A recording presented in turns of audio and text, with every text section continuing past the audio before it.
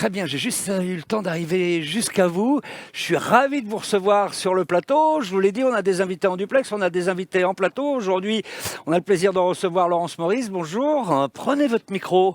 Vous êtes directrice de recherche en géochimie environnementale à l'IRD, c'est l'Institut de recherche pour le développement, dont vous êtes l'ambassadrice cette année. Donc ça, c'est une grosse responsabilité parce que déjà, il va falloir que vous nous expliquiez, même si on le sait un petit peu quand même, ce qu'est l'IRD. En fait, vous avez des scientifiques un petit peu partout dans le monde. Oui, bonjour. Donc c'est bien ça, l'IRD, effectivement, c'est un institut de recherche pour le développement durable. Aujourd'hui, un des mots d'ordre sur lesquels on travaille tous et toutes, c'est effectivement la science de la durabilité. Donc l'IRD regroupe environ 2000 personnes. Permanents, non permanents, dont 850 chercheurs. Effectivement, on travaille tout autour de la planète, en particulier dans les pays du Sud, donc sur la ceinture intertropicale, en Afrique. C'est de la coopération ? On travaille en coopération, absolument. D'accord. Vous travaillez davantage sur les impacts comment on va dire, des activités minières, des activités industrielles auprès des populations locales, notamment dans le domaine de la santé, c'est ça ? C'est ça. Moi, je travaille aux interfaces. Je travaille aux interfaces entre les activités humaines et les impacts au niveau environnemental que ces activités peuvent avoir, mais également aux interfaces entre l'environnement et la santé des populations qui vivent qui vivent dans les territoires miniers ou pétroliers, par exemple. D'accord. Et votre laboratoire, c'est l'Amérique du Sud ? Et mon laboratoire, c'est même l'Amazonie. C'est l'Amazonie. Rien que ça. Oh, c'est grand. 6 millions de kilomètres carrés, ça va. Ah oui, d'accord. Ça va, mais vous faites quoi ? Pérou, Bolivie, Équateur, Alors, Brésil ?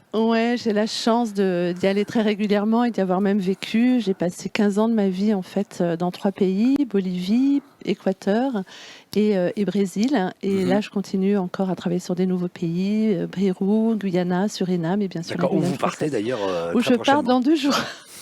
D'accord, très bien. Et là, aujourd'hui, nous, on va partir avec vous. Vous allez nous emmener là-bas. On va partir tout à l'heure en Guyane française. Avec grand plaisir. Avec très grand plaisir. Stéphane Loigereau, bonjour. Bonjour. Alors, vous êtes responsable de l'unité information et services sur les risques à la direction des infrastructures et services numériques du BRGM. J'ai tout dit. Exact, c'est ça. C'est ça, hein. Le BRGM, en quelques mots. On reçoit dans cette émission, cette semaine, d'autres invités du BRGM, mais pour rappeler... L'établissement scientifique français sur les géosciences. Donc à peu près 900 personnes qui travaillent sur ces sujets. Et aujourd'hui, ensemble, on va plutôt parler de nos ressources en eau, avec notamment on peut appeler ça un nouveau service numérique. Oui, on peut appeler ça un nouveau. Oui, c'est ça, exactement. En 2 mots, parce qu'on va y revenir tout à l'heure. L'objectif, la philosophie. La philosophie, c'est proposer une information prédictive sur le comportement des nappes souterraines en France métropolitaine. Donc c'est pour pouvoir imaginer l'avenir de nos ressources c'est ça. en eau. C'est pour ça qu'on a appelé le projet Météo-Nappe. C'est un peu calqué avec le principe de la météo, essayer de prédire ce qu'il va se passer dans quelques jours, quelques semaines, quelques mois, au regard des informations dont on dispose en temps réel. Vous nous expliquerai tout ça dans le détail aussi. Vous connaissez aussi la Guyane ? Un petit peu. Vous avez travaillé là-bas ? Exactement, oui. À la fin des années 90, j'ai fait mon mémoire de maîtrise géographique en Guyane. Bon, très bien, ça vous fera des souvenirs tout à l'heure quand on partira en Guyane. Mais d'abord, on fait le point sur notre consommation de matières premières. On va à Grenoble rejoindre le premier invité de Jean. Exactement, Fred. On rejoint Olivier Vidal. Bonjour Olivier. Bonjour. Bonjour. Alors, malheureusement, la liaison Internet est un peu capricieuse, donc on n'aura pas le plaisir de vous voir en vidéo, mais on vous entendra, et ça, c'est l'essentiel. Vous êtes géologue et directeur de recherche au CNRS, à l'Institut des sciences de la Terre.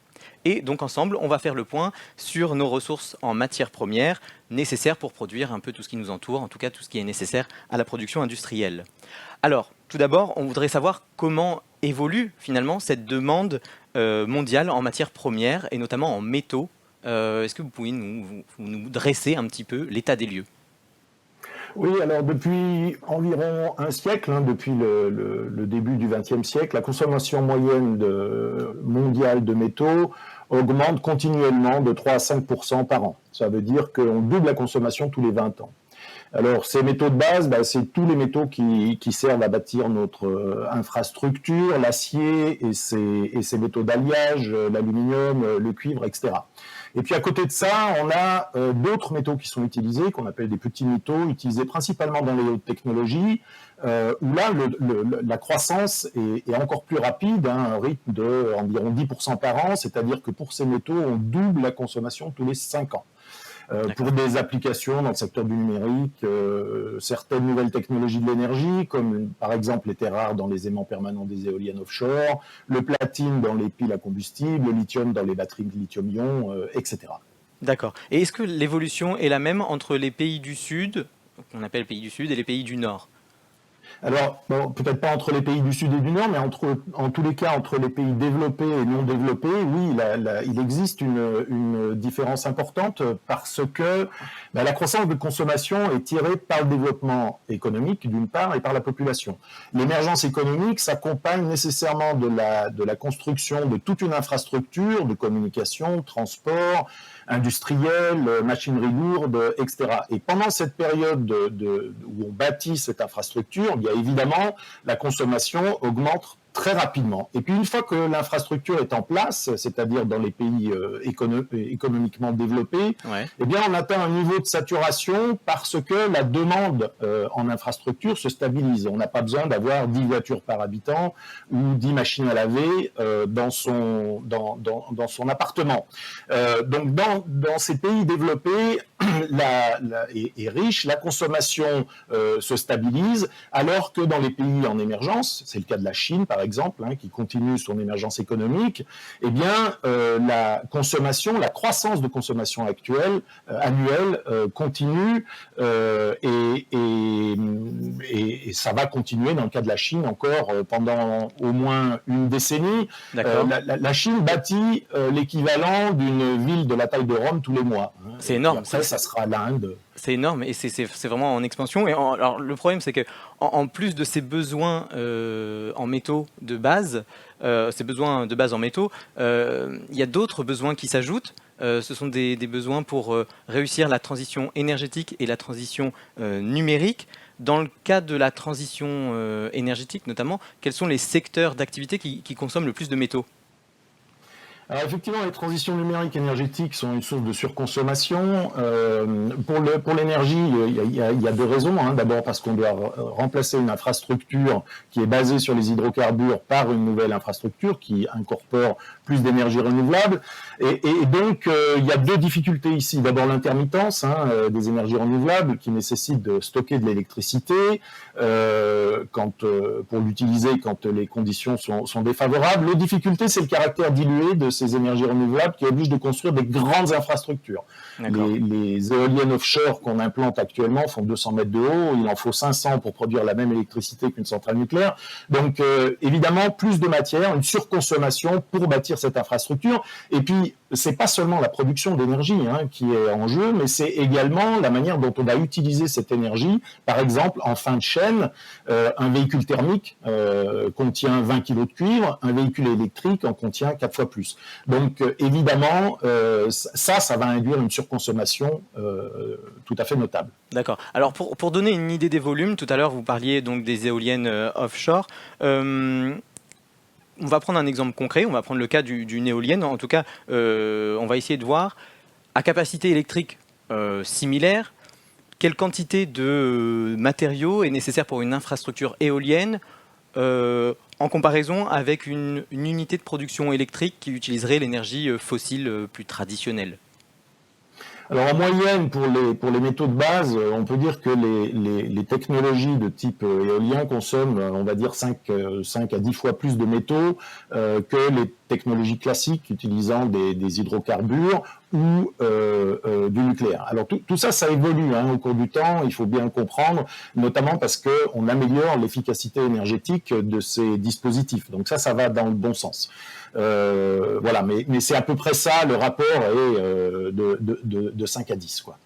D'accord. Au niveau français, par exemple, la consommation apparente de cuivre actuellement, en 2050, pardon, sans transition énergétique, sera d'environ 550 000 tonnes par an. Elle serait de 800 000 tonnes par an si on passait à un scénario 90% renouvelable sans modifier nos usages. Et ça, c'est pas pour la production d'électricité, mais c'est essentiellement à cause des véhicules électriques, si les technologies restent les mêmes qu'aujourd'hui.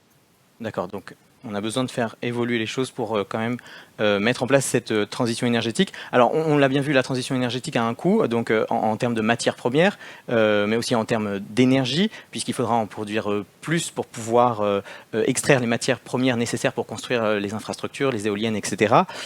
C'est un peu paradoxal cet aspect, non ? Alors, c'est paradoxal, oui et non. Ce qui est sûr, c'est qu'effectivement, il faut beaucoup de métaux, entre autres, hein, mais pas seulement. Également des matières premières plus comme le béton, par exemple, et puis des matières premières très technologiques. Il faut ça pour assurer la transition énergétique. Et évidemment, il faut de l'énergie pour produire ces matières premières. Donc la question qui se pose finalement, c'est est-ce qu'on pourra répondre, est-ce qu'on pourra effectuer la transition énergétique avec les ressources disponibles actuellement? Bon, c'est une question qui est récurrente, hein, qui est posée depuis longtemps, qui est très difficile, enfin c'est difficile de donner une réponse unique parce que eh bien, cela va dépendre de la demande et donc de la vitesse de développement économique des pays pauvres. Les capacités de production dépendent-elles de paramètres géologiques, comme la baisse de concentration des gisements exploités, parce qu'on exploite d'abord les plus riches et ensuite on fait avec ce qui reste. Des dimensions énergétiques, parce qu'il faut de plus en plus d'énergie pour produire la ressource quand sa qualité baisse. Des dimensions technologiques, parce qu'on peut améliorer l'efficacité, notamment énergétique, des technologies de production. Des dimensions économiques, du rapport entre la demande et la production. Il y a des dimensions environnementales, hein. Les mines sont des objets polluants qui engendrent des oppositions sociales sur les lieux de production. Et puis surtout, des dimensions physiques. Il y a des limites minimum d'énergie nécessaire pour extraire les métaux, et plus on améliore les technologies, plus on s'en approche. Hein. Donc c'est tous ces facteurs qui vont contrôler le prix des métaux, la demande et les réserves auxquelles on peut accéder. D'accord. Est-ce que le recyclage des métaux pourrait jouer un rôle dans cette transition énergétique ?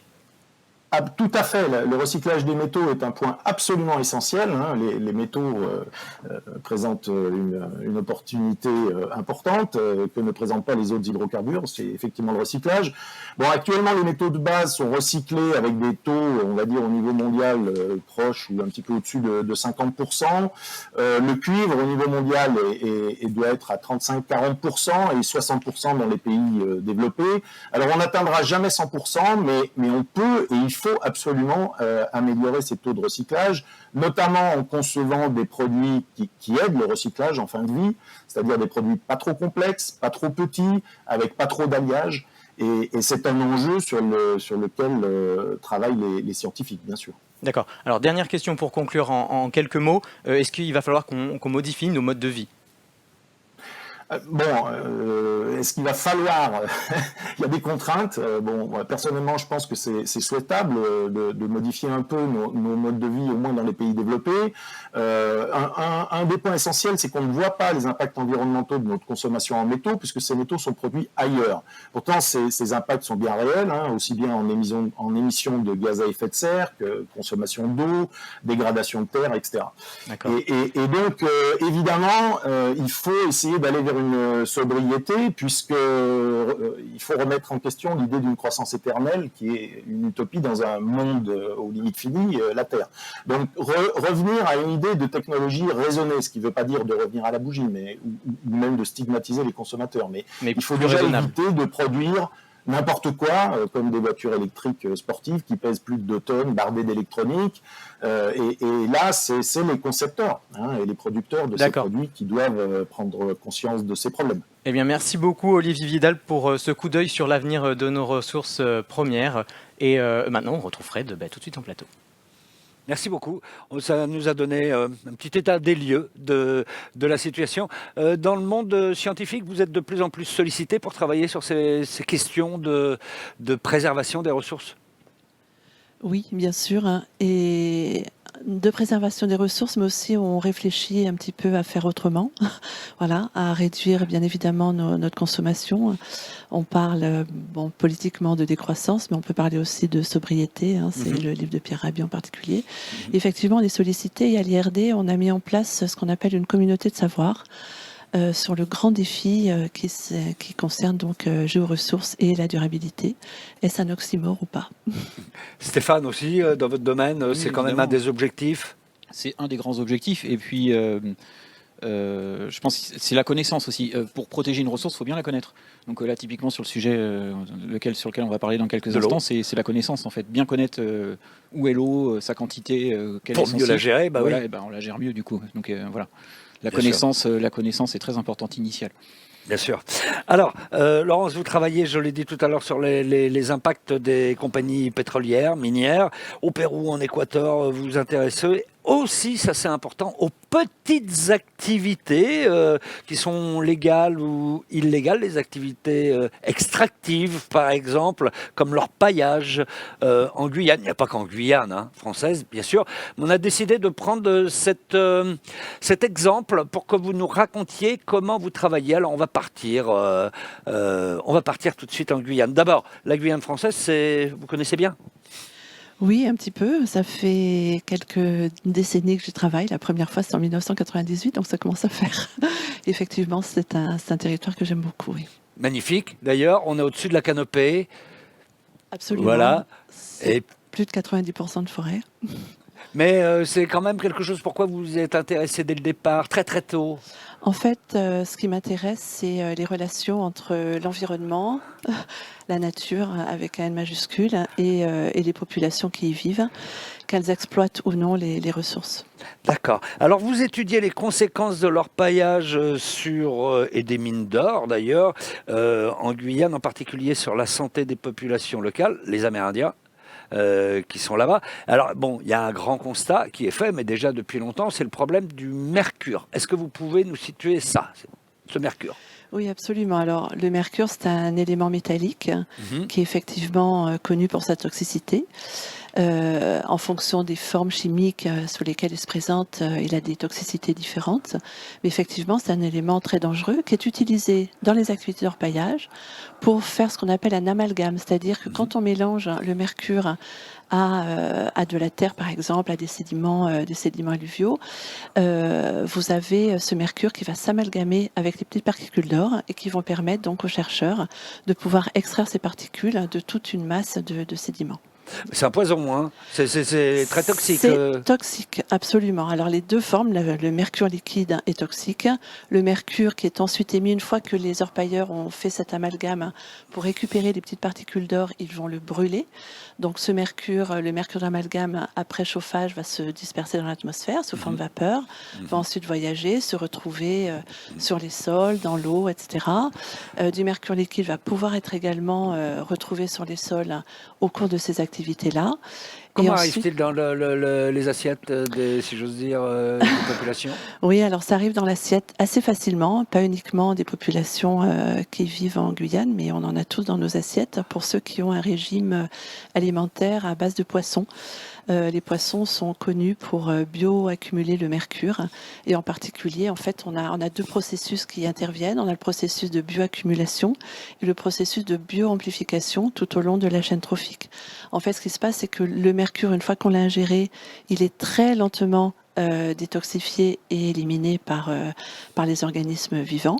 Donc on a un déséquilibre entre le taux d'ingestion et le taux d'excrétion. C'est le premier processus de bioaccumulation.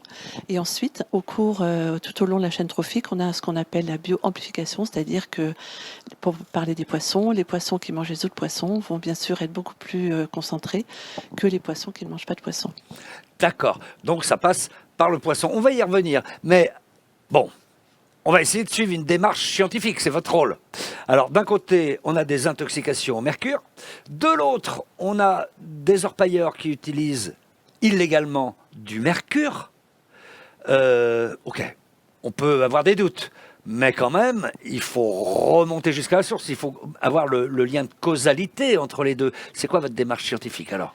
Absolument. Alors nous, on est des petits détectives et on essaye de raconter une histoire. En fait, c'est comme si on avait un grand puzzle devant nous dans lequel il nous manque des pièces. Donc effectivement, le mercure, il est utilisé par les orpailleurs, vous l'avez vu, malgré le fait qu'en France, ce soit interdit. La France a ratifié la convention de Minamata.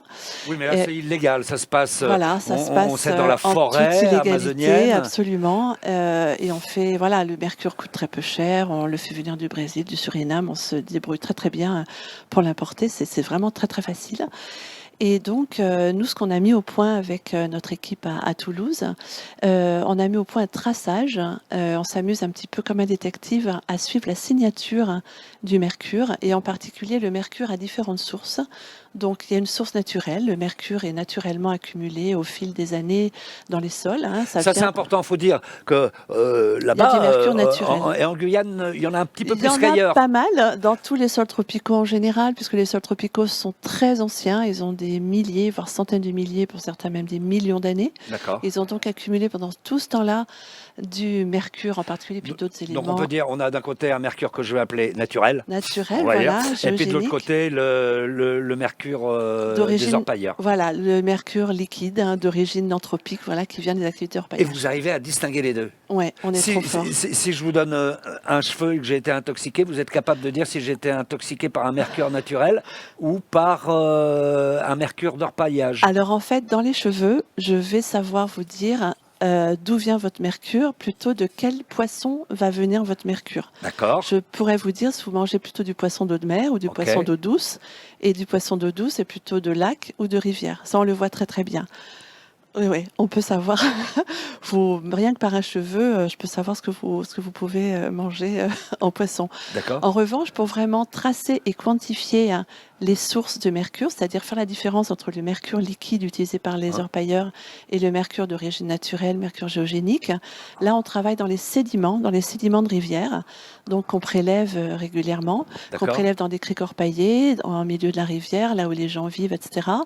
Et on le fait par traçage isotopique, c'est-à-dire qu'on analyse ce qu'on appelle des fractionnements isotopiques, et on travaille sur les isotopes stables. Alors, on a de la chance parce que le mercure a 7 isotopes stables, donc on peut bien s'amuser. Et c'est une technique qui est relativement récente parce qu'on n'avait pas les moyens analytiques pour analyser ces différences de fractionnement. C'est des différences très très faibles. On est de l'ordre du pour 1000, donc c'est vraiment très très très petit. Donc récemment, ça fait une dizaine d'années, 15 ans, 20 ans vraiment maximum qu'on commence à analyser les fractionnements isotopiques. Et l'avantage, c'est qu'on a 2 types de fractionnements. Je ne vais pas rentrer dans les détails. On rentre pas dans les détails, compliqué. mais au final, grâce à cette méthode d'enquête, vous avez réussi à établir le lien. Donc, il y a bien des intoxications qui sont liées au mercure qu'on retrouve dans l'eau et qui pourraient être d'origine de la part En fait, voilà, dans les sédiments, on arrive à mesurer le pourcentage de mercure qui vient du mercure liquide. Donc, dans les grandes rivières, ce pourcentage est relativement faible parce qu'on a des effets de chasse, etc. Mais dans les rivières, comme on voit sur la photo, très orpaillées, là, on a fait des prélèvements dans des criques récemment orpaillées. On arrive des fois jusqu'à 70% de mercure accumulé dans les sédiments qui vient du mercure liquide. Alors, ça, c'est le constat. Vous avez établi le lien. Maintenant, les solutions. C'est à vous aussi, en tant que scientifique, d'en proposer ? Absolument. Alors, nous, on fait un constat. Comme je vous disais, on essaie de rajouter des pièces à ce puzzle un petit peu complexe. Donc, on analyse aussi les niveaux d'exposition des populations locales et on essaie de voir, à partir des utopies en particulier, quels sont les régimes alimentaires, d'une analyse aussi culturelle, anthropologique, etc. Quelles sont les habitudes alimentaires des personnes fortement exposées pour voir un petit peu, pour les aider à réduire le risque d'exposition. Et comment vous faites ? Alors, en fait, on analyse toute la chaîne trophique, c'est-à-dire que on sait que le mercure, une fois qu'il est dans l'eau, il va se transformer chimiquement grâce à des bactéries qu'on trouve dans les sédiments, qu'on trouve dans les racines des plantes, qu'on trouve dans le biofilm, etc.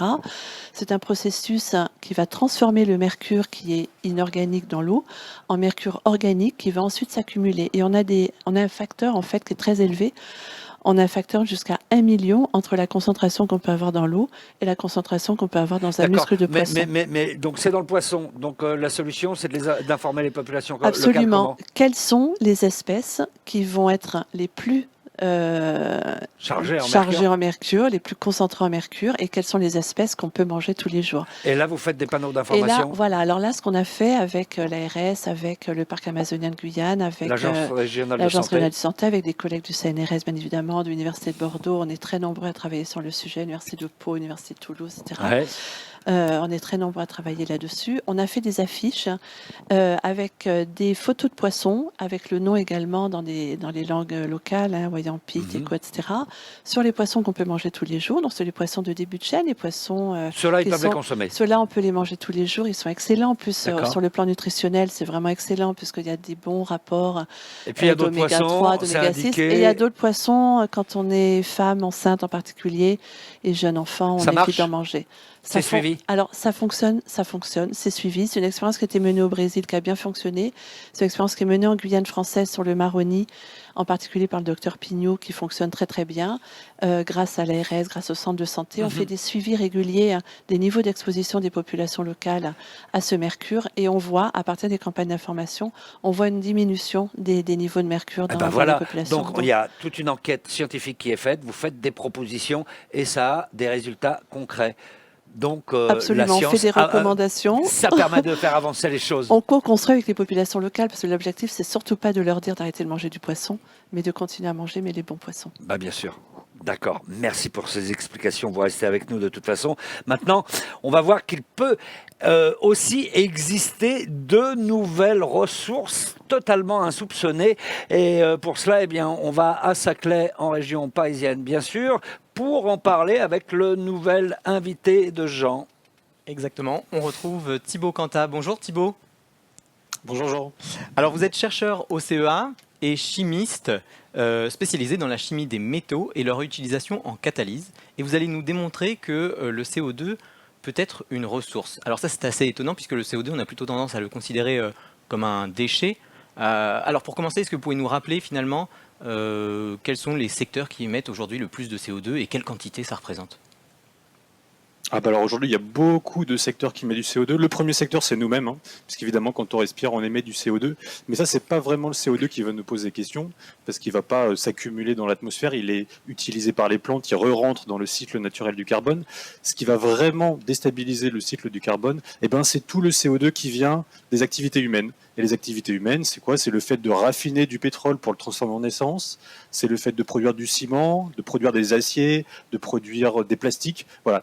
Toutes ces manipulations, en fait, elles vont émettre beaucoup de CO2, environ 35 milliards de tonnes, parce qu'elles vont utiliser beaucoup de ressources fossiles, qui sont le pétrole, le gaz naturel et le charbon. D'accord, donc c'est des quantités assez astronomiques. On dit que le CO2 est une molécule stable. Ça veut dire quoi, une molécule stable ? Alors, une molécule stable comme CO2, je vais vous montrer le coupable. Voilà. Il ressemble à ça. Un atome de carbone, 2 atomes d'oxygène, et puis des liaisons entre les atomes de carbone et... Est-ce que vous nous entendez ? Je propose qu'on retrouve Fred en plateau, alors en attendant qu'on retrouve la liaison stable avec Thibaut. On va retrouver Thibaut dans un instant. On va venir à notre sujet, Stéphane, comment mieux gérer nos ressources en eau. D'ailleurs, c'est l'objectif de Météo. Je précise que c'est Météo. OEAU, NAP. On va en parler ensemble, mais d'abord, j'aimerais qu'on voit un portrait de Delphine Allier. Elle est au BRGM d'ailleurs, et elle est hydrogéologue, et elle nous raconte quand même sa passion pour ce métier.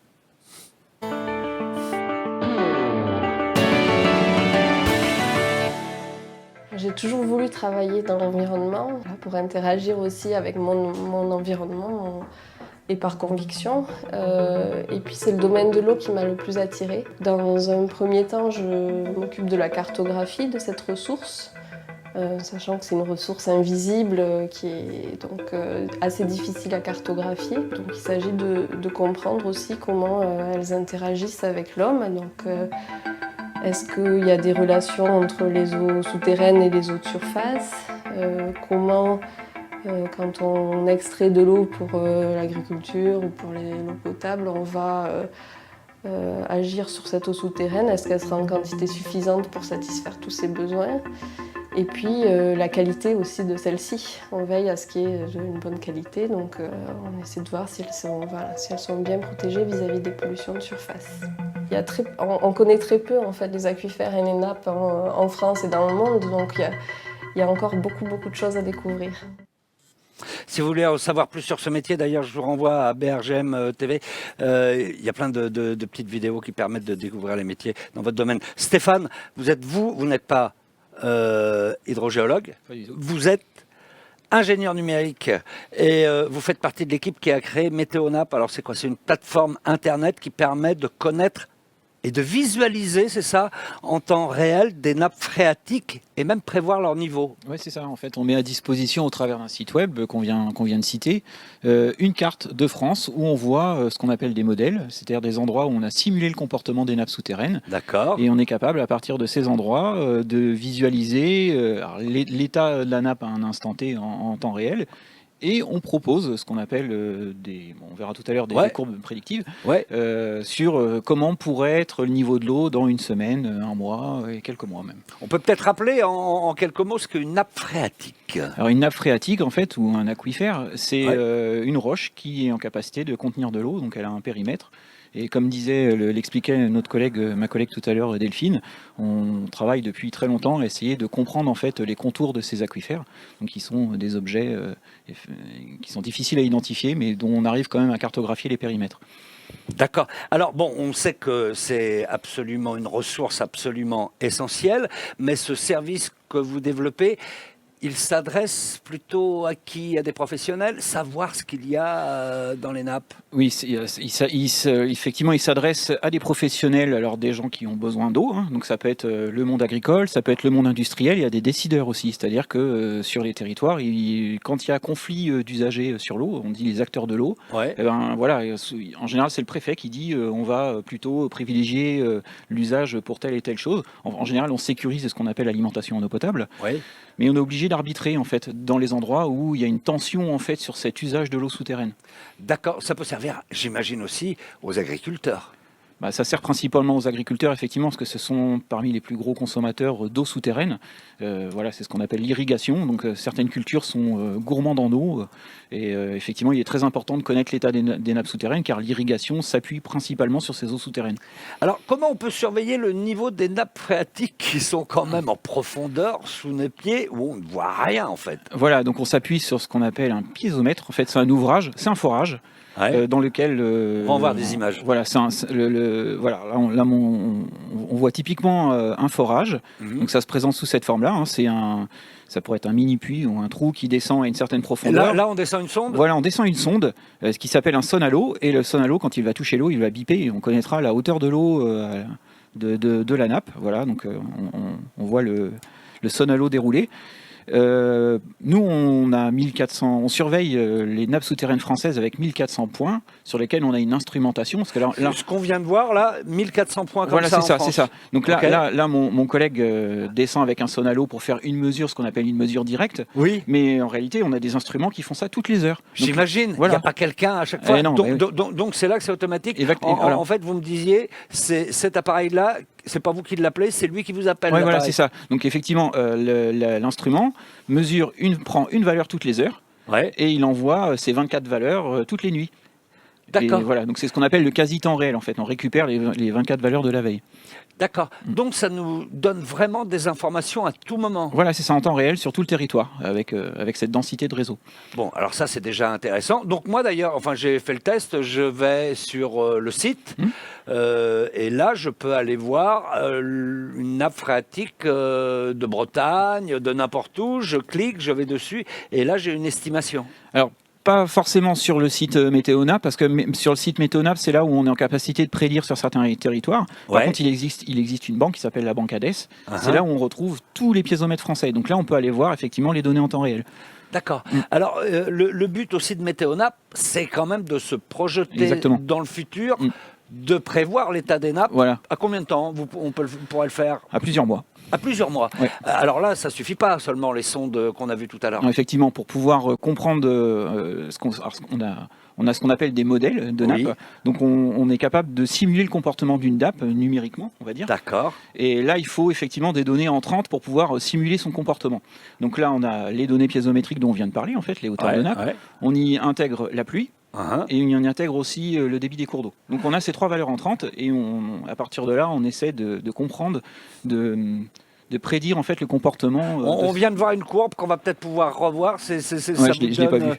Ouais, elle est passée un petit peu vite, voilà. Donc là, on est sur un piézomètre, c'est ce qui est noté en haut, qui a un numéro, un code national, et on voit une courbe là qui descend. En fait, c'est ce qu'on appelle l'étiage, donc la phase où l'eau descend dans la nappe. Donc là, on est, on va dire, du printemps vers l'été.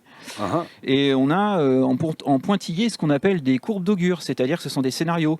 Donc on prédit des années, ce qui pourrait être des années humides ou des années sèches. Donc là, on propose. Et comment vous faites pour les prédire? Vous regardez dans l'histoire? Voilà, c'est ça. En fait, on a l'historique effectivement du piézomètre, on a l'historique météo et on a aussi l'historique des cours d'eau dont je vous ai parlé tout à l'heure et on simule en fait. Donc vous vous dites, par exemple, on a eu telle situation. Voilà, c'est ça.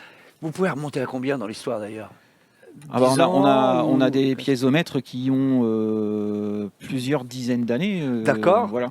Et vous vous dites, tiens, on se retrouve dans une situation qui est à peu pourrait près ressembler proche. à, voilà, je sais pas, je vais dire n'importe quoi, 1976. Et c'est comme ça qu'on est en capacité de dire ça pourrait se comporter de cette façon-là. D'accord, donc ça c'est important. Ah oui, c'est très important, oui. Et ça permet de dire, par exemple, tout à l'heure je vous parlais des acteurs sur le terrain qui ont besoin de savoir comment est-ce qu'ils vont pouvoir user de l'eau souterraine. Ça leur permet de dire, il semblerait qu'on soit en situation de crise alors, je sais pas, imaginons qu'on soit au mois d'avril, mi-juin, il pourrait se passer quelque chose de grave. Donc commençons à ne pas trop consommer de l'eau. Donc c'est vraiment modifier les pratiques en fait. D'accord. Il va encore progresser ce système. Oui, complètement. Ouais. C'est-à-dire que là, comme je ne sais pas si on a vu la carte à l'écran, pour l'instant on a des points qui correspondent à des modèles. C'est ce qu'on appelle un piézomètre emblématique. Donc c'est une carte de météo, mais pour l'instant, comme je vous disais tout à l'heure, avec quelques soleils. Quoi. Ouais, donc, ça. Et ça, vous voulez le faire progresser. C'est comme les cartes météo quand il y avait les soleils et qui maintenant sont beaucoup plus nuancés. Voilà, c'est ça. On aimerait bien s'appuyer sur des modèles qui offriraient une densité en fait de prévision plus graphique, plus dense sur le territoire. D'accord. Donc la philosophie de tout ça, c'est quand même de se dire, on regarde de près nos réserves d'eau et on ne fait pas n'importe quoi. Voilà, c'est ça. Et puis il y a beaucoup d'enjeux, comme je vous le disais, sur les territoires. Il y a aussi on commence à voir arriver le changement climatique. Donc le fait de savoir comment ça va se passer sur l'eau avec ces fameuses courbes d'augure à plusieurs semaines, plusieurs mois, c'est très important. On sait que c'est certainement des situations de crise qui vont augmenter dans les prochaines années. Donc la notion de prédiction, c'est quelque chose de très attendu. Donc on offre une première possibilité au travers de ces services Météonap qui va fortement croître dans le temps, encore améliorer encore la prédiction. Et on sait qu'il y a beaucoup d'attentes sociétales sur va-t-on bénéficier de réserves ou pas dans les prochains mois, et faisons attention à les consommer de façon raisonnée. Absolument. Voilà. D'accord, merci beaucoup. Je reviens vers vous dans un instant, mais pour le moment, c'est l'heure de l'émotion de la découverte avec Élodie.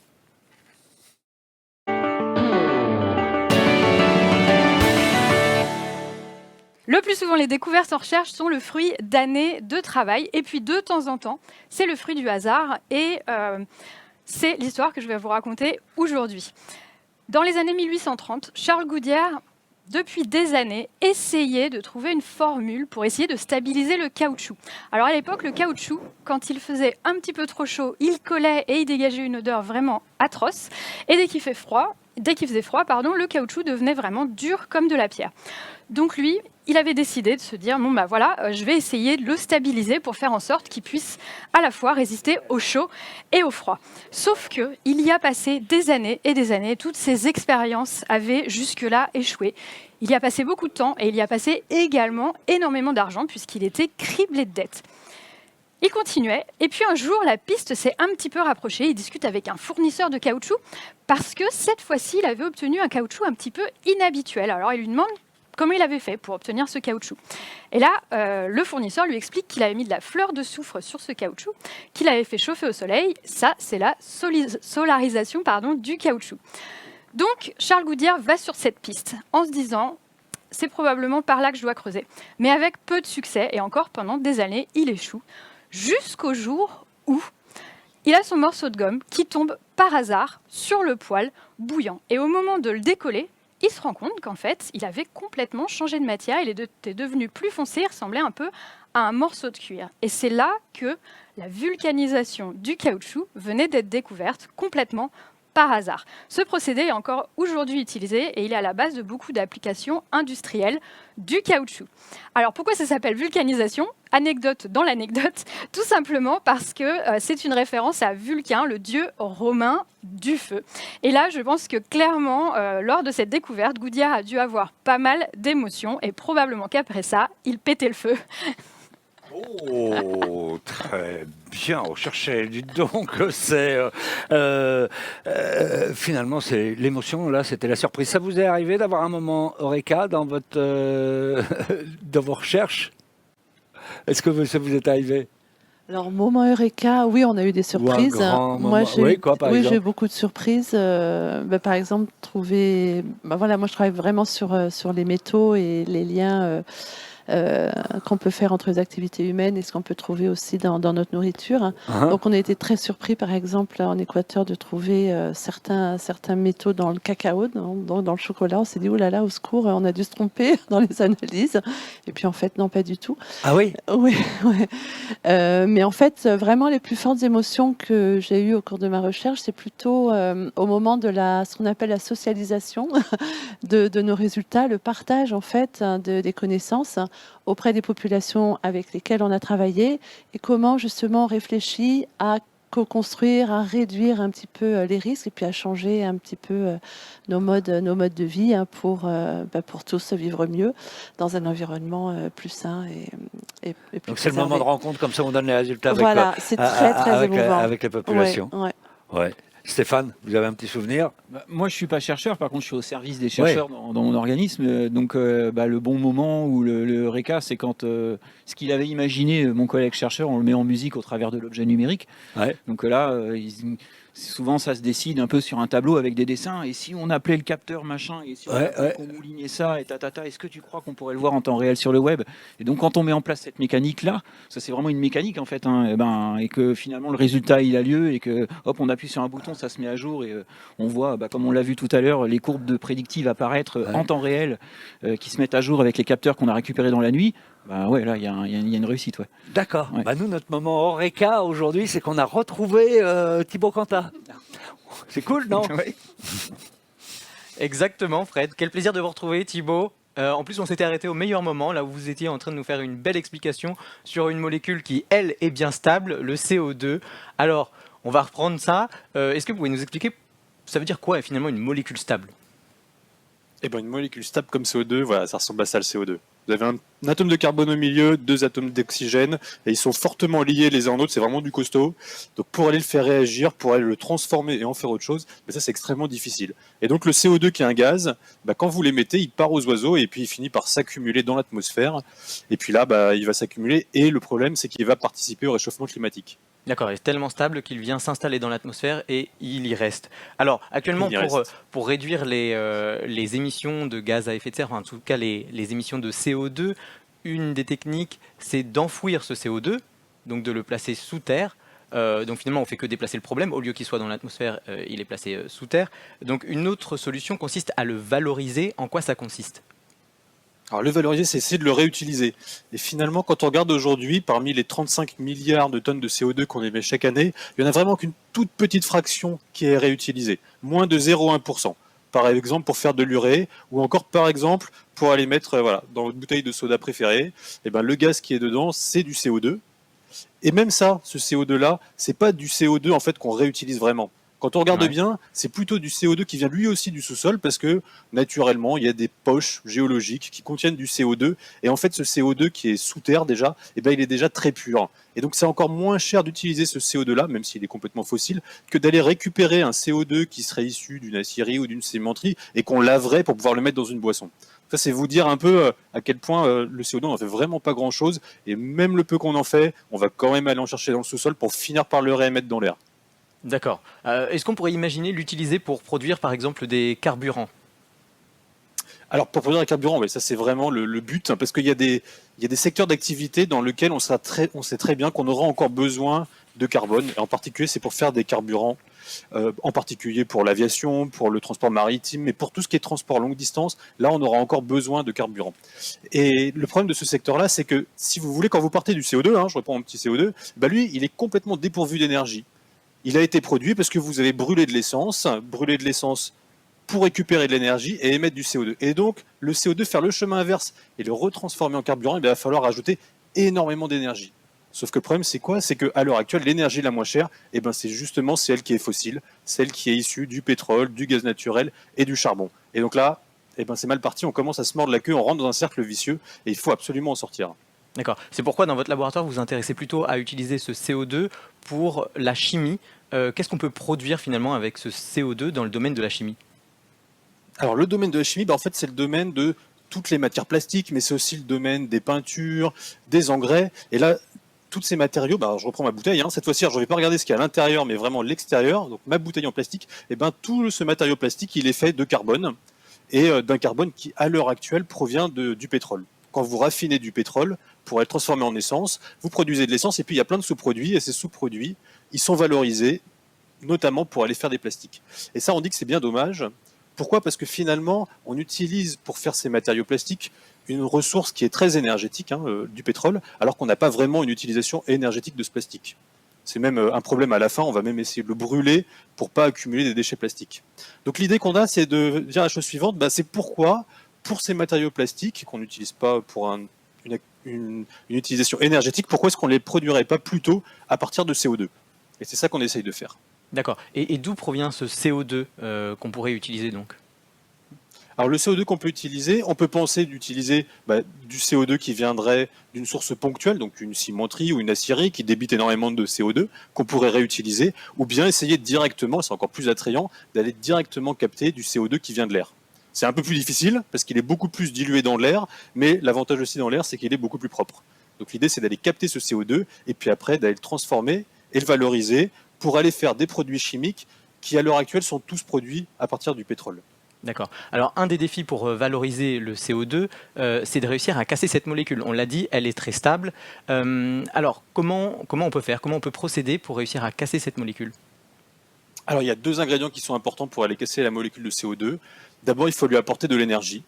Donc, évidemment, une énergie qui soit bas carbone, donc soit de l'électricité qui peut venir de sources renouvelables, typiquement de l'énergie solaire, ou bien de l'énergie éolienne, ou encore de l'énergie nucléaire.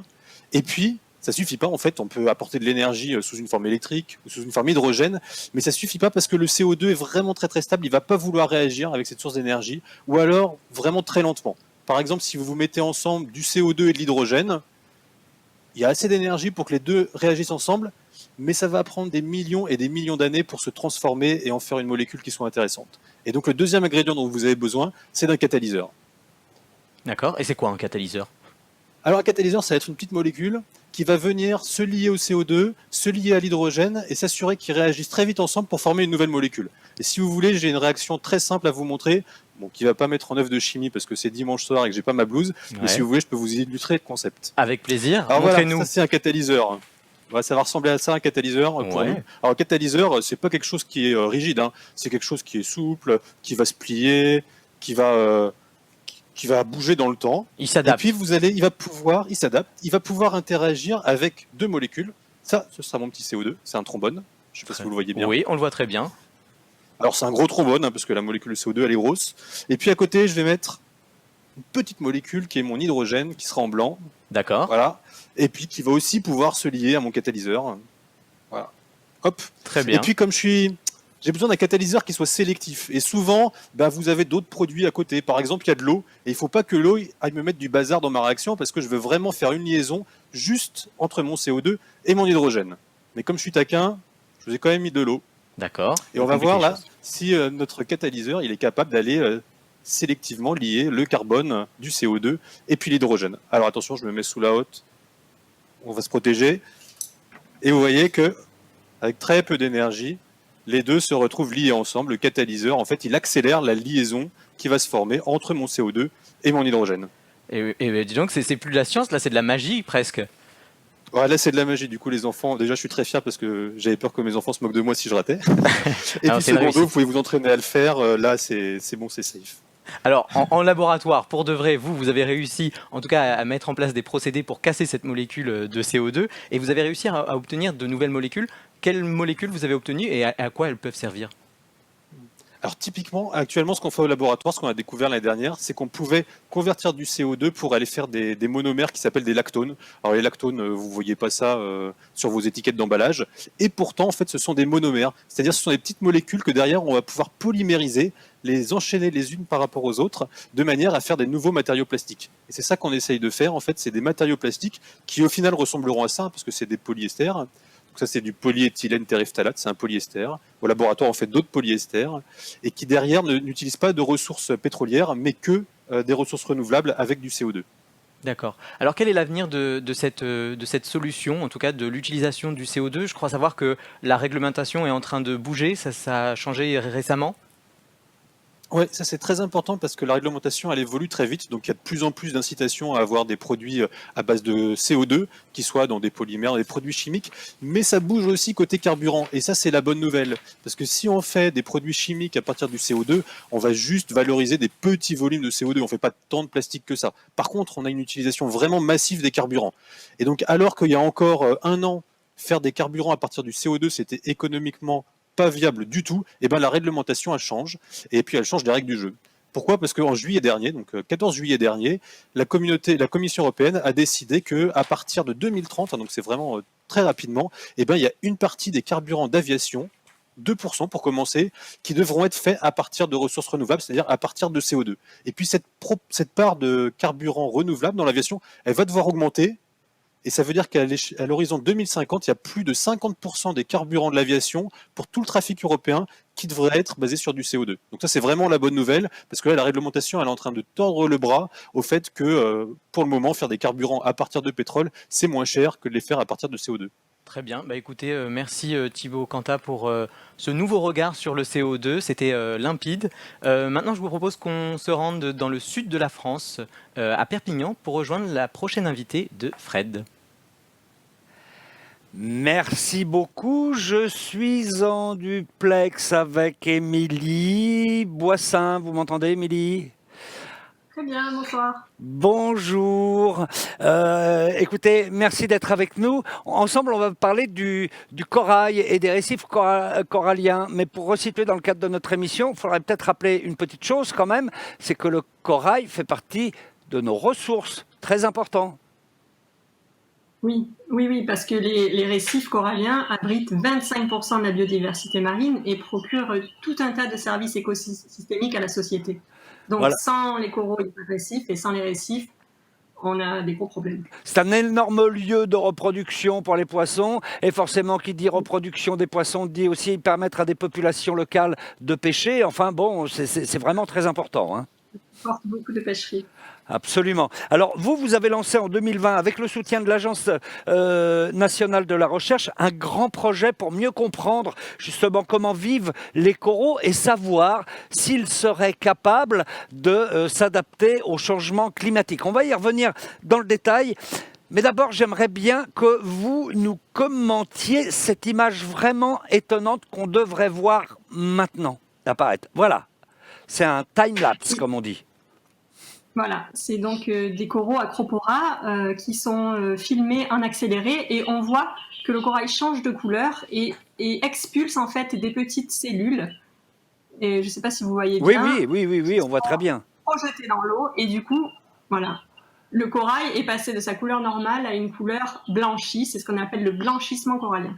Voilà, alors on a vu cette image, ça va nous permettre de revenir dans le détail sur la vie du corail. D'abord, il faut rappeler quand même que c'est un animal et que pour bien vivre, le corail vit en symbiose, en colocation, on pourrait dire, avec une algue.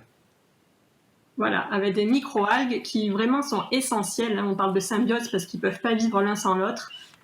Ces micro-algues vont fournir à peu près 90% de la nourriture aux coraux qui vont leur permettre de grandir, de se développer et de former les récifs coralliens.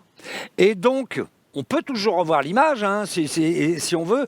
Quand l'environnement est perturbé, quand il y a une acidification, quand il y a un réchauffement de l'eau, ces petites algues qui sont indispensables à la vie du corail s'en vont. Voilà, parce qu'elles vont produire, en fait, quand elles vont être stressées, elles aussi, des composés toxiques et le corail va devoir les expulser parce qu'elles deviennent toxiques, tout simplement. Donc la première réaction, c'est de les expulser.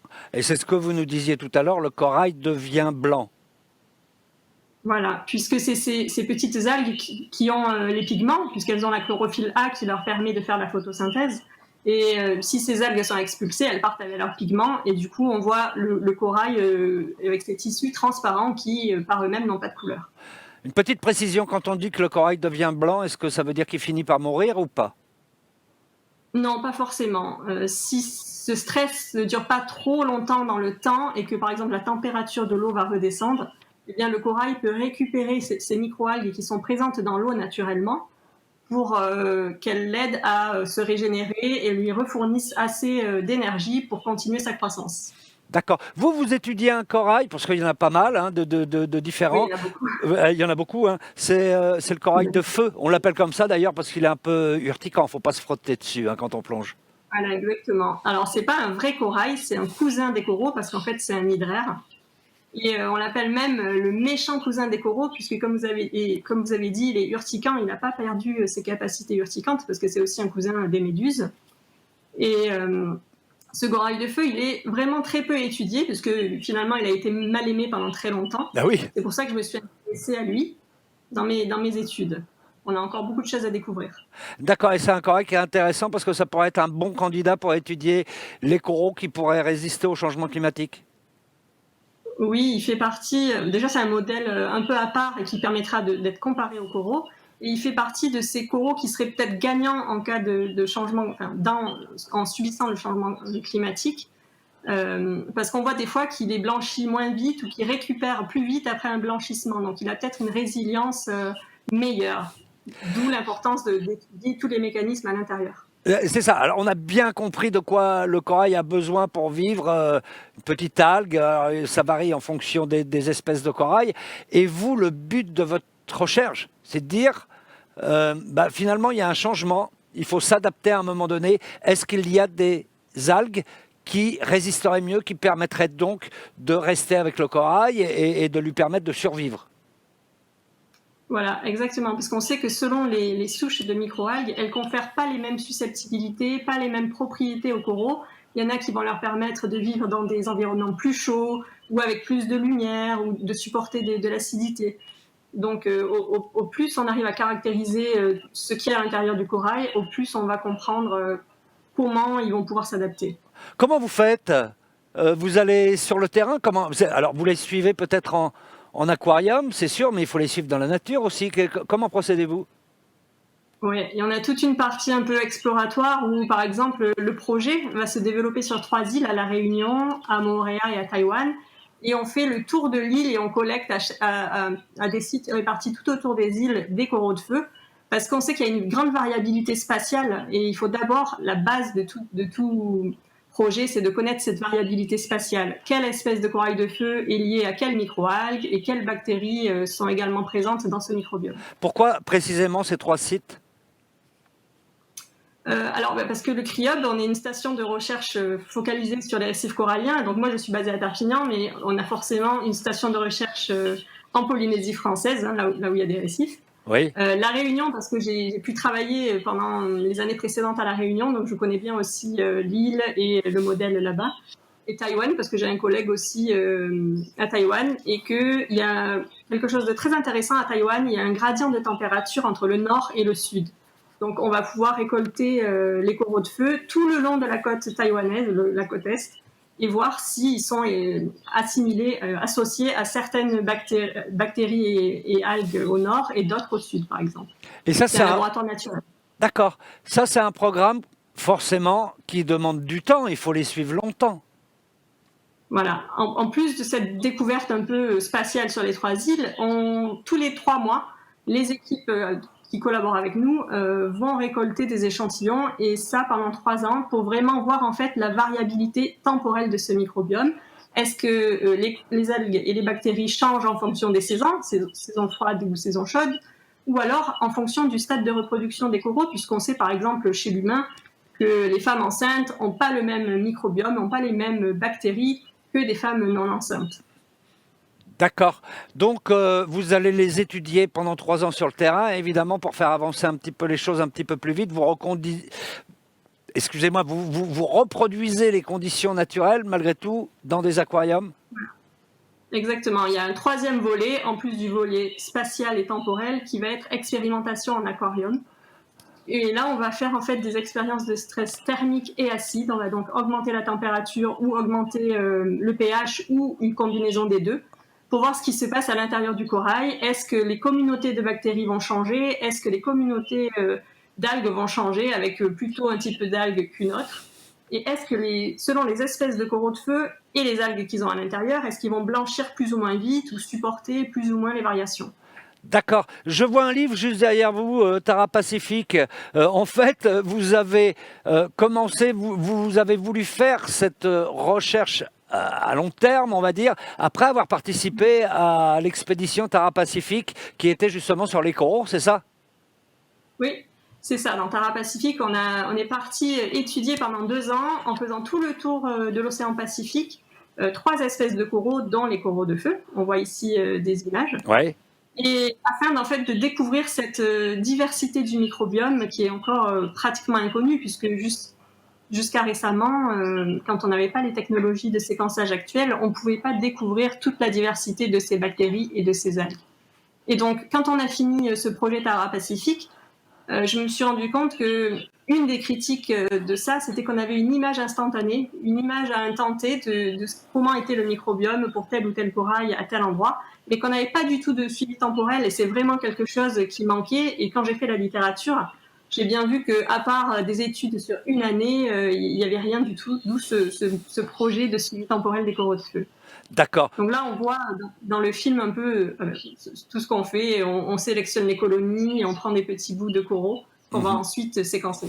Donc on en est au stade où il faut trouver une façon de sauver les coraux, quoi, dans l'hypothèse d'un changement climatique qui s'accélère.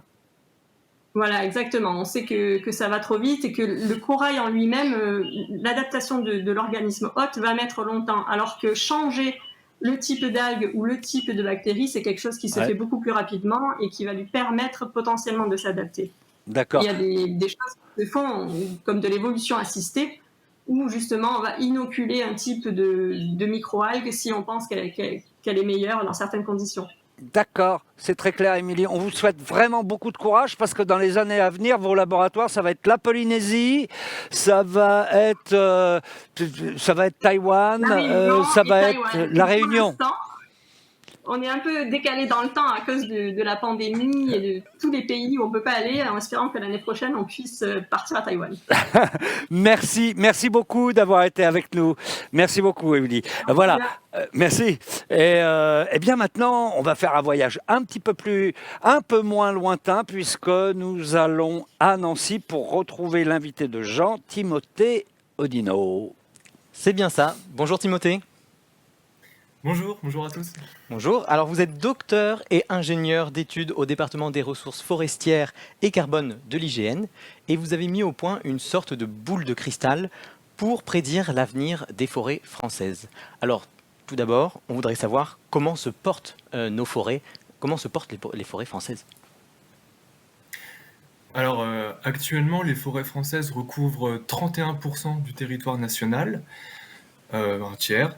Et elles sont dans une dynamique d'expansion, puisqu'elles ont augmenté de 2 millions d'hectares depuis 20 ans. Ça correspond à la superficie de la Lorraine. Mais elles augmentent aussi en stock, puisqu'elles ont augmenté de 1 milliard de mètres cubes en l'espace de 40 ans. Donc c'est une dynamique d'expansion qui est très importante. Cette dynamique d'expansion, elle a débuté dans le début du 19e siècle, au moment de la révolution industrielle, où la pression anthropique a diminué sur les forêts, puisque nous sommes allés chercher plus des énergies fossiles à la place d'aller couper du bois dans les forêts. Et donc ça, entre autres, ça a permis aux forêts de pouvoir s'étendre jusqu'à aujourd'hui. D'accord. La pression anthropique, simplement, la pression anthropique, c'est quoi? C'est les activités humaines, c'est ça? C'est ça, ce sont les activités humaines. Avant, on se chauffait beaucoup avec le bois des forêts, donc du coup, on allait couper énormément de bois en forêt. D'accord.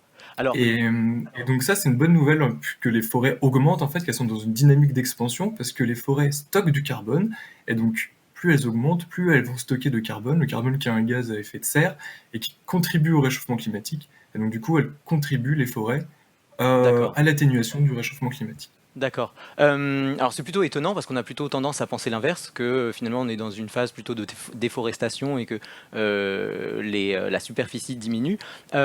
Pourquoi finalement on a besoin de mettre au point ces boules de cristal pour suivre l'évolution de nos forêts? Et ben, comme je le disais, nous sommes dans un contexte de changement climatique. Et ce contexte de changement climatique, il va modifier les conditions de croissance, mais aussi les conditions de mortalité des arbres. On sait que 6% de la mortalité observée en forêt est due aux effets du changement climatique. Et puis on sait aussi que selon les espèces forestières, certaines vont plutôt bien s'acclimater aux effets du changement climatique, comme c'est le cas par exemple du pin sylvestre, ou alors d'autres vont plutôt voir une diminution de la croissance. Ça, c'est le cas plutôt d'essences forestières telles que le hêtre ou encore l'épicéa. D'accord, très bien. Alors, pour mettre au point ce modèle, cette boule de cristal, pour prédire l'avenir de nos forêts, vous avez utilisé des données qui sont issues de l'inventaire forestier. C'est quoi cet inventaire? En quoi ça consiste?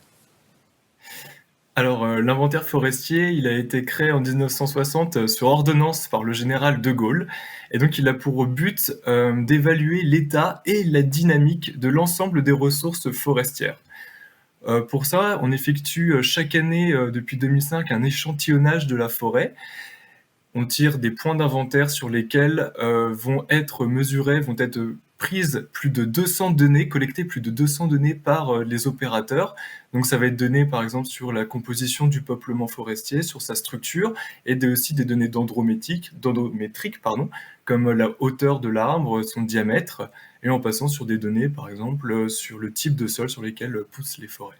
D'accord. Alors, il existait déjà un modèle qui s'appelait Margot pour pouvoir prédire l'évolution des forêts, mais il n'était pas fiable pour prédire à très long terme.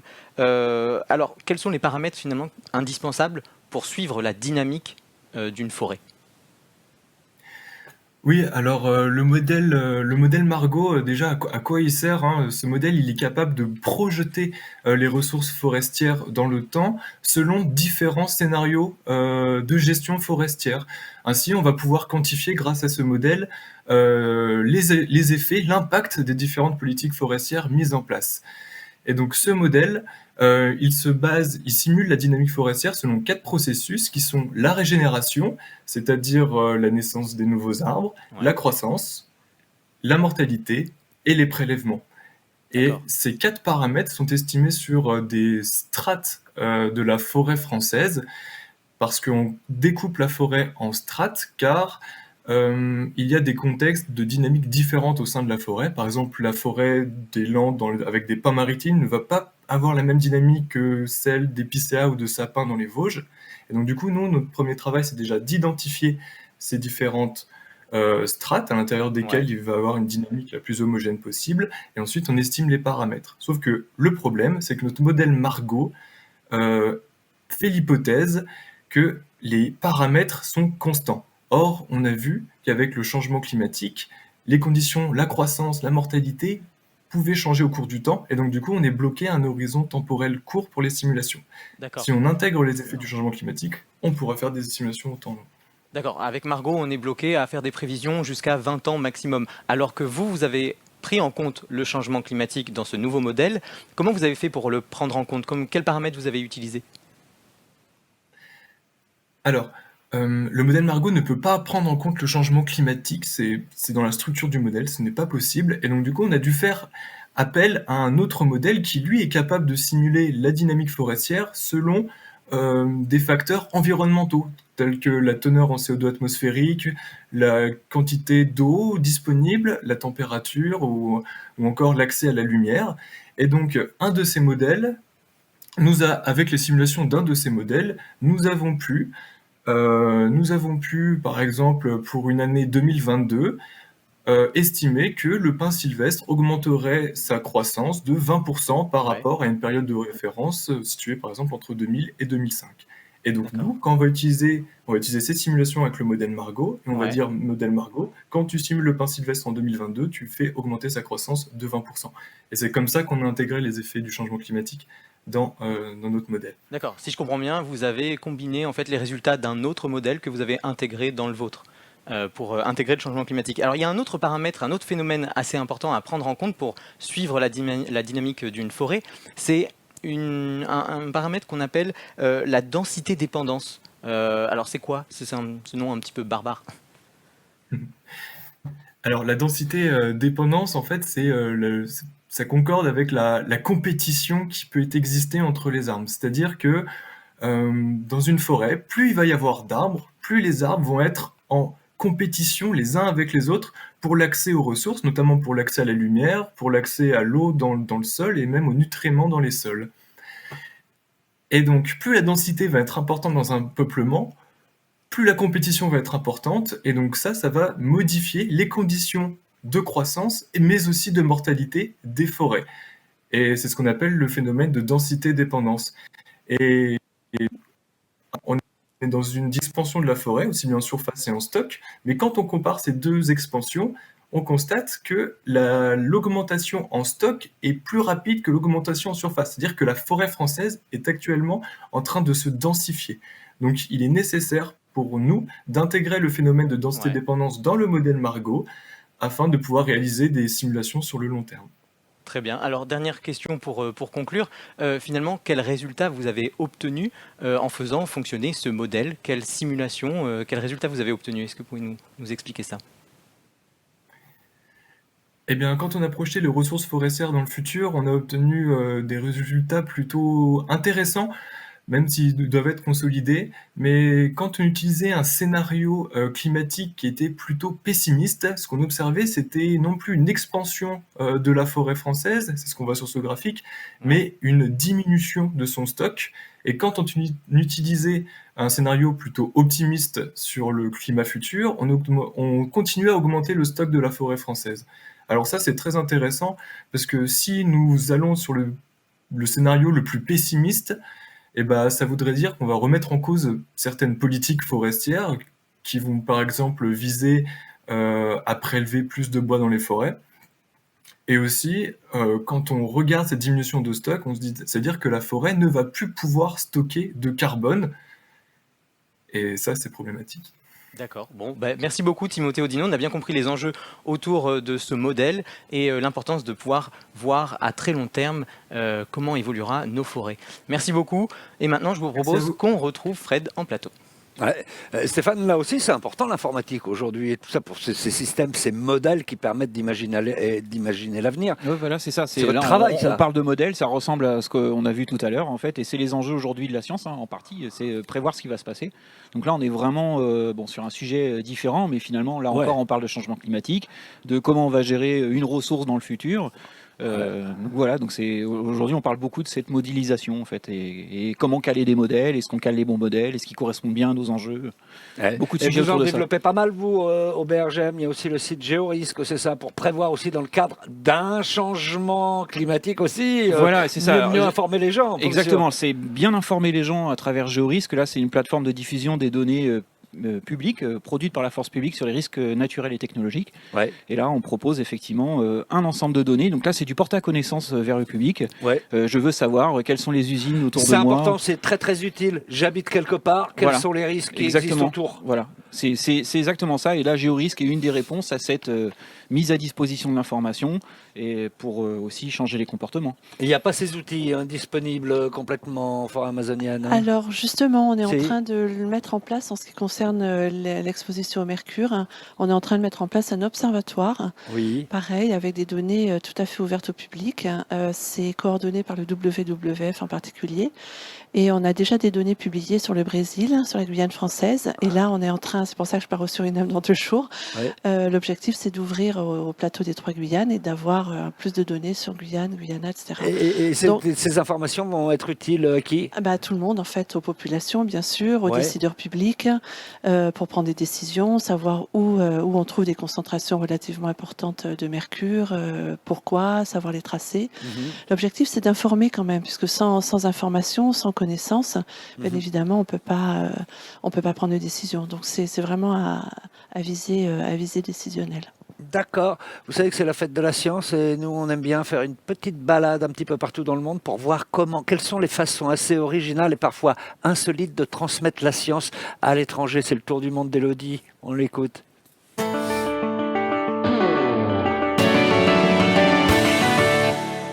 Alors, aujourd'hui, je vous emmène en Angleterre, mais vous allez voir que c'est pas que en Angleterre. Je vais vous présenter I'm a scientist, get me out of here, qui veut dire en gros, je suis un scientifique, sortez-moi de là. C'est très simple comme concept, ce sont des scientifiques qui chattent avec des classes en ligne. Alors, comme on l'a vu ces derniers mois, l'avantage d'être en ligne, c'est que ça permet de pouvoir participer d'où qu'on soit. Donc, plus de favoritisme. Toutes les classes peuvent participer, quelle que soit leur localisation, qu'elles soient près ou loin d'universités ou de centres de sciences, elles peuvent toutes papoter avec un scientifique. Donc ça, c'est le premier point intéressant. Et ils ont décidé surtout que plutôt que de faire des vidéoconférences avec éventuellement de l'oral et de la vidéo, ils ont décidé vraiment de partir sur du chat écrit, tout simplement pour mettre tout le monde à l'aise. Les gens sont derrière leurs ordinateurs, les classes et les scientifiques.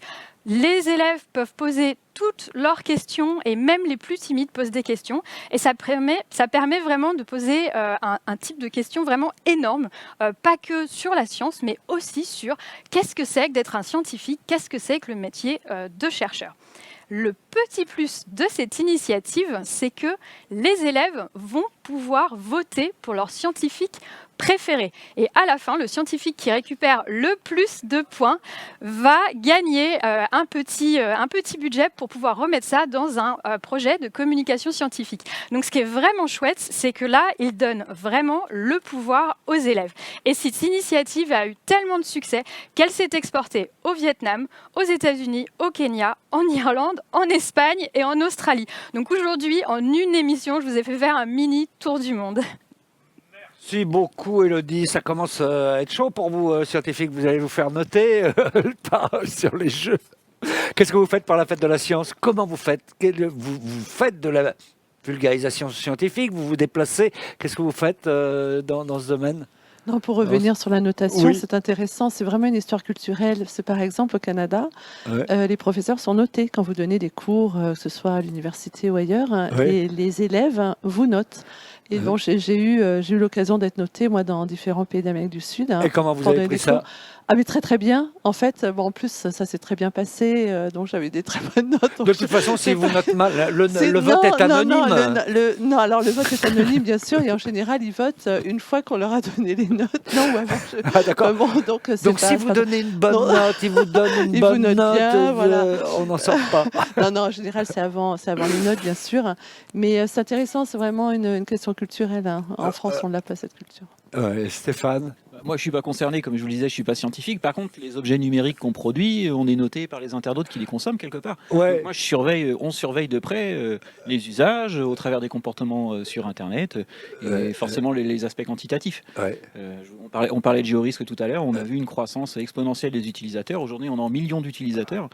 Donc c'est quelque part la notation, elle est par le succès des usagers, par leur retour sur le site et le service que ça rend. C'est ça. Et là, vous voyez directement si votre service est utile, pas utile, s'il est critiqué ou pas. Et voilà, c'est ça. Donc faut être la notation, elle est comme ça. Mais c'est une bonne chose. On peut en tirer des bonnes informations pour faire progresser les systèmes. En fait, on analyse les comportements.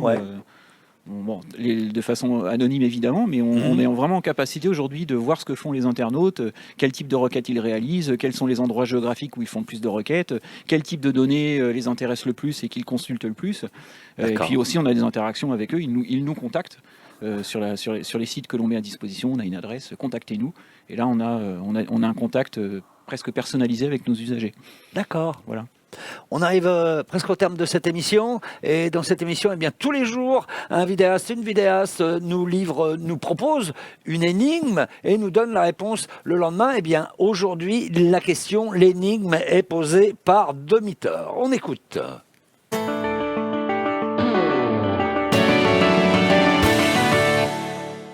Salut, moi c'est Romain de la chaîne YouTube Domitor sur laquelle je parle de cinéma, et aujourd'hui je vous propose d'aller faire un tour du côté d'une étrange vallée. Que ce soit dans la robotique ou dans l'animation en images de synthèse, les progrès technologiques derrière les simulations d'êtres humains ont mis en lumière, chez nous, une réaction affective pour le moins paradoxale. Lorsque l'apparence humaine d'une imitation dépasse un certain degré de précision, notre sentiment à l'égard de cet humanoïde un peu trop réaliste bascule vers le malaise, la méfiance et le dégoût. Mais alors, qu'est-ce qui cause ce retournement brutal de notre sympathie envers des représentations robotiques ou en images de synthèse, au rendu pourtant très proche de nos semblables que l'on affectionne tant? En gros, pour le dire vite, pourquoi les robots nous mettent mal à l'aise quand ils sont trop réalistes?